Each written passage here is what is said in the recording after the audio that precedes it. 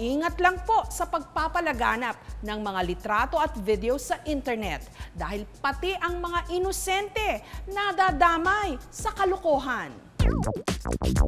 Katulad ng nangyari kay Totoy Brown, pinagdiskitahan din siya ng mga malupit sa internet.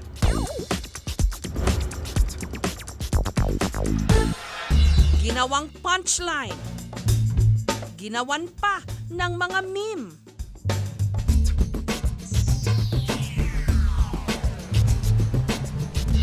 Pinakamasakit sa lahat, ibinalita pang pumanaw na.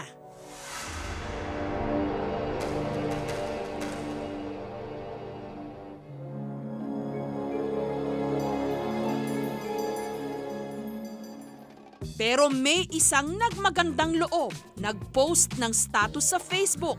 Pinabulaanan ang balita. Ipinakilala rin ang babae sa larawan bilang isang estudyante, matalino at malikhain. Hinanap namin siya. Ang aming team nakarating sa Captain Ambo sa Pasay City, kung saan daw nakatira ang babae. Dumiretso kami sa barangay hall. Kilala niyo po to? Opo, kilala po. Taga dito po siya. Anak po siya ng aking sekretary. Opo. Sa ang totoo niya pong pangalan is Mariel Villegas po.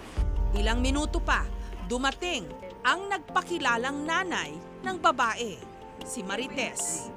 Siya ang nagkumpirma. Ang nasa larawan, ang kanyang panganay na anak, si Mariel Ann Villegas. Buhay na buhay raw. Alam niyo po ba na kumakalat sa Facebook yung picture niya? Sinabi lang sa akin nito.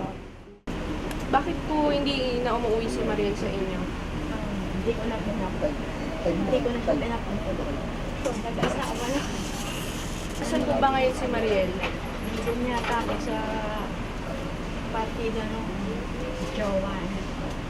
Kailan lang daw nalaman ni Marites ang masamang biro sa kanyang anak at nag-viral din ang larawan ng kanyang anak. Hindi raw niya ito ikinatuwa. Wala lang siguro silang magawa. Siguro tingnan muna nila yung sarili nila bago sila manghusga ng kapwa nila. Sa pateros natunto ng aming team ang 19 anyos na si Mariel. Opo, ako po to kasi alam ko talaga tong picture na to. Ikaw na ikaw. Opo. Kwento niya, taong 2010 daw nakunan sa Commonwealth sa Quezon City ang larawan niyang nag-viral. At ang nag-upload daw nito, kanyang kaklase. Yun lang talaga kasi yung picture na silly, funny, sobrang agaw attention talaga. And pinagtatawanan lang talaga namin siya ng mga friends ko. And when someone uploaded, yung isa sa friend ko, in-upload niya sa Facebook, sa akin, wala lang yun. Parang part lang yun ng, syempre, parang memories ng pagkabata. And wala lang, tinatawanan lang namin. Tapos hanggang sa naging viral na nga siya, na pinabayaan ko lang, hinayaan ko lang. Katatapos lang daw nila noong mag-practice para sa isang theater play. Hindi niya inakala na ang stolen shot na yon kakalat sa internet. At ang masaklap, paglalaruan pa. Lahat, nakakatawa para sa akin na.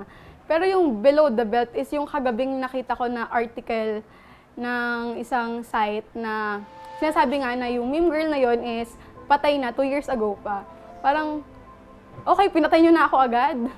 Parang ganun. Una ko talaga kasing napansin is yung grammar nung headline. Siyempre, as an English major, parang, okay, mali na agad. Tapos nung nabasa ko na yung pinaka-article, parang naano ko na, patay na pala ako, di ko alam. Siyempre yung mga comments na, hala, patay na pala siya, tapos ginaganto pa natin. So kapag hindi mo ako pinatay, hindi mo pa ma-realize na binubuli mo ko or something na sinasabi mo yung mga masasakit na salita against sa akin. Yung masasabi ko lang doon sa writer ng article, para lang mag-boom yung career mo, siguraduhin mo muna na sobrang eksakto, sobrang tama yung mga details ng article mo. Good luck sa inyo. Hala, patulugin kayo ng konsensya nyo and all.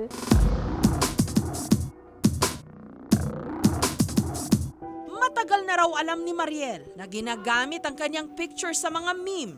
Ang hindi niya alam, ginawan pa ito ng Facebook page. Pag nakikita ko or kunwari pinipm sa akin sa Facebook or tinatag ako, minsan nire-report ko sa Facebook or mark as spam kasi minsan hindi na nakakatuwa. Or minsan, ignore na lang din. Kasi hindi mo na rin matitigil yun kumalat na siya. Ano pang magagawa ko? Ano ba ako? Ordinary person lang ako. Against sa internet na sobrang powerful, wala akong magagawa, kaya ignore na lang ng ignore. Sa kabila nito, hindi raw siya naaapektuhan sa mga nangungutya sa kanya. Iniiwasan niya ngayong maapektuhan, lalo't malapit na siyang maging ina. Bago pa kasi yung meme, syempre, bullied na talaga ako sa school pa lang, sa mga friends ko, pero hindi ko siya ginagawang disadvantage. Syempre, minsan, as a kid, iiyak ka. Pero kung titingin ka sa brighter side kasi ng buhay, parang na-realize ko sa sarili ko na napapatawa ko sila. Na ako yung source of happiness nila kahit papano. Ang hindi alam ng mga namimintas kay Mariel, isa siyang consistent honor student mula pa nung elementarya. Salutatorian nung high school.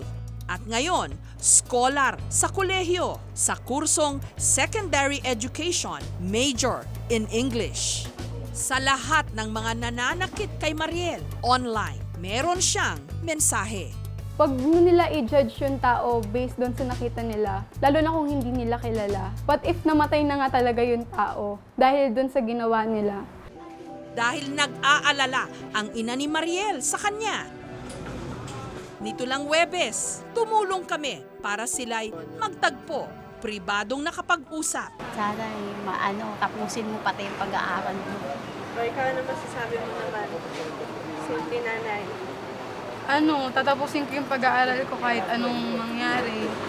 Siyempre, mag-iipon muna pang aral kasi siyempre hindi naman ako pwedeng umasa. Saka onting tiis lang. Kaya naman. Oo nga, tumatapang ang marami online. Lalo na't pwede mo ritong itago ang iyong pagkakilanlan at pagkatao. Pero sana tandaan na ang mga masasakit na salita hindi ikatutuwa ng taong pinatutungkulan nito. Sa akala mo'y katuwaan lang, may taong nasasaktan. Wala kang karapatang husgahan ng isang tao kung hindi mo siya kilala. Diba? Wala kang karapatang pagtawanan or gumawa ng kahit anong bagay na makakasira sa kanya kasi hindi mo naman talaga siya kilala.